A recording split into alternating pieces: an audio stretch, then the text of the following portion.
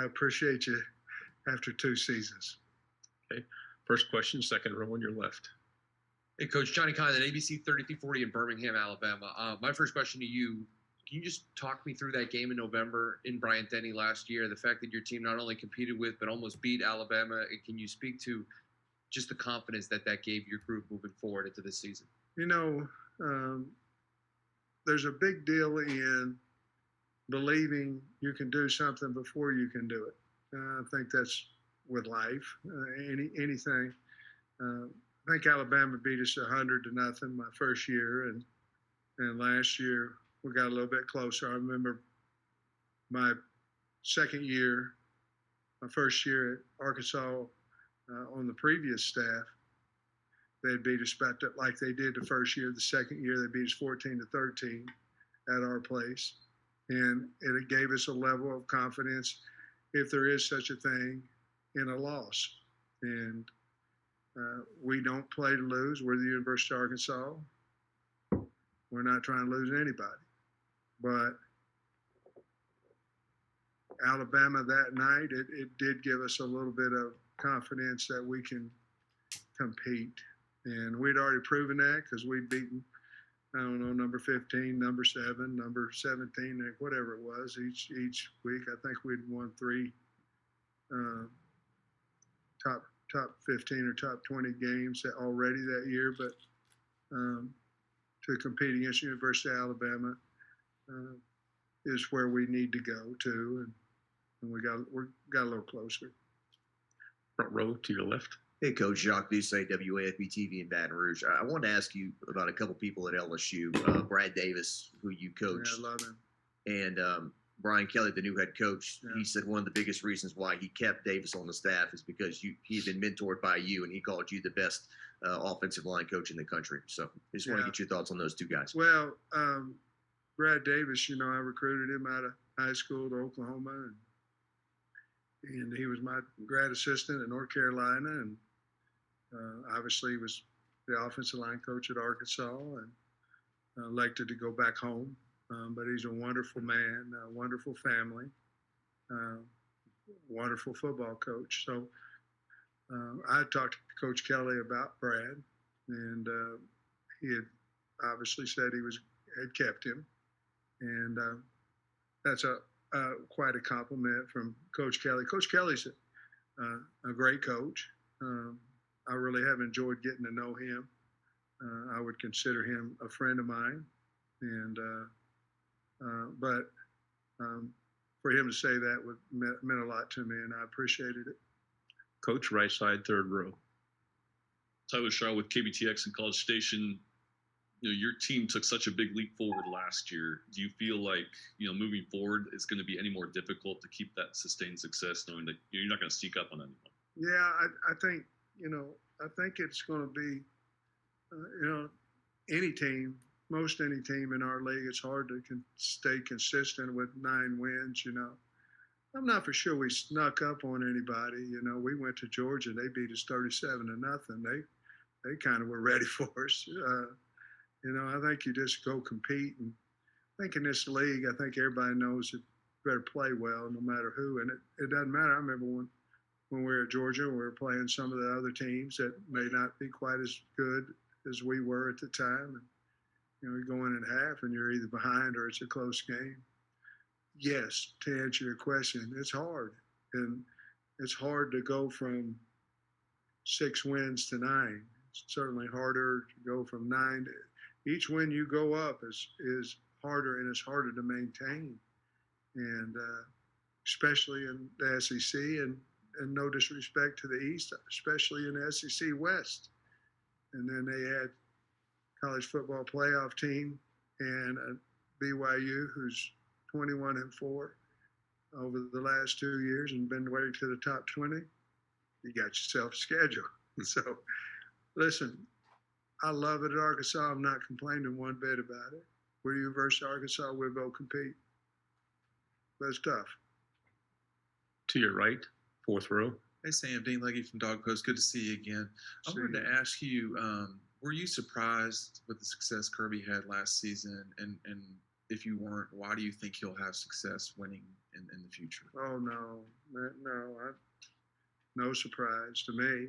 I mean, he got a great staff, works his tail off. He's at University of Georgia, which is has a plentiful state of athletes. But you can have a plentiful state of athletes and not get them too, and he does. Obviously, he has great recruiters on his staff, tireless worker. No. You could feel that coming. 17, we got beat for the national championship. They're hard to get, obviously, but you could feel that one. You could feel that one coming. And will he continue to have great success? Absolutely. I mean, knowing Kirby, that just made him a little hungrier. Coach, to your left, fourth row. If that's possible. Sorry. I'm sorry. Dan Peck, ESPN 1067. Coach, the win over Texas last year, I think it stunned some people in college football. Not just that your team won, but how you controlled that football game and the way that you beat Texas. What do you remember of that game and the significance of that win going forward? I remember how well our defense played. They were flying around. They had a great tailback, and there just wasn't anywhere to go. And I remember we started dominating up front on the offensive line. Everything seemed to be going right. I remember telling the coaches at halftime, if we can just hold on to the ball, they can't score.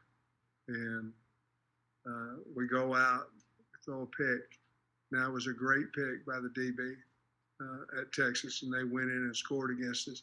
The great thing about that is we went down the field and answered maybe 2 or 3 times in a row after that.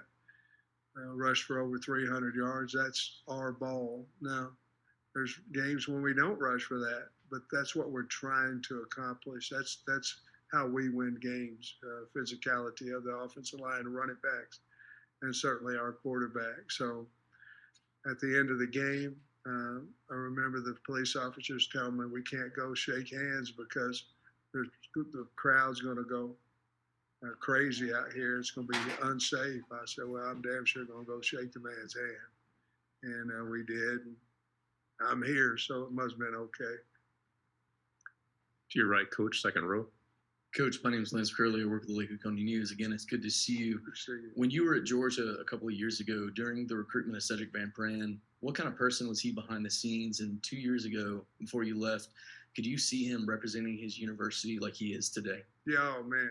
Well, ironically, Ced came in with his father for an individual type workout. It was on a camp day. And we worked him out there, me and I don't know who, I can't remember the GA at that time. It was either Cody Kennedy. I think it was Cody. And so Cody and I went out there and worked him out, and his dad was out there. And I went, this is a no-brainer. He wasn't highly recruited at the time. And this is a no-brainer. And then I was talking to Coach Smart just previously before we started these interviews. And I said, man, Ced's done such a great job, but I don't know that I had the foresight to see him at center. And man, has he done a great job there. So obviously Coach Luke and Kirby and them, they found a spot for him. I mean, I think he's one of the better centers in the country, and he's certainly one of the better kids in the country. To your left, Coach, back row. Coach Ike Jones with the War Report. You lost a significant contributor in Treylon Burks from your offense. Who should are fans going to look back this season and say that was the guy for us that stepped up in his place? Well, we go to the Outback Bowl. Now that was about a 3-week of preparation, okay? But we didn't have anybody at that point.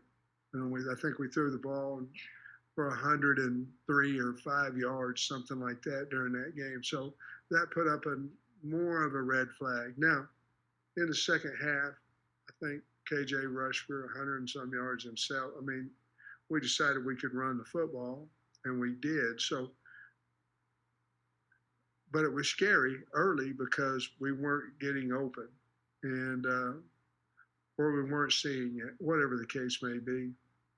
So I think to answer your question, it's going to be a little bit by committee. We obviously went and got Jaden Hazelwood out of Oklahoma, or he transferred over, however you say it, and Matt Landers is another portal guy, and then Keytron Jackson, the guy that's got to step up. Warren Thompson has to, we've got some young guys, Jaden Wilson, Bryce Stevens. Those are probably our top 6 guys, if I'm not forgetting somebody. But I think we got to kind of do it more by committee than.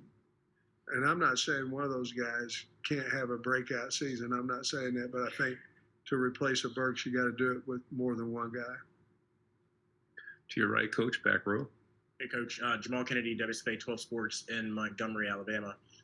2 years ago, you guys traveled down to Auburn and lost that heartbreaking game there on the Plains. You returned to Auburn this year. What do you remember about that game, and what do you think about Jordan Hare as a venue to play in? Well, it's incredible. I mean, when I was at Georgia, we were number 1 and went in there in a night game, and they beat us bad. And unfortunately, we were able to win the championship game 3 or 4 weeks later. But they were on a roll. They beat us, and then I think that they beat Alabama a couple weeks later. Whatever. But the crowd, it's definitely a home field advantage now. What do I remember about the game, besides the obvious, was how we were competing. At that point, it was my third game as a head coach, and we hung well with Georgia for a half. And then, ironically, that's when Stetson Bennett came in, and they beat us pretty good.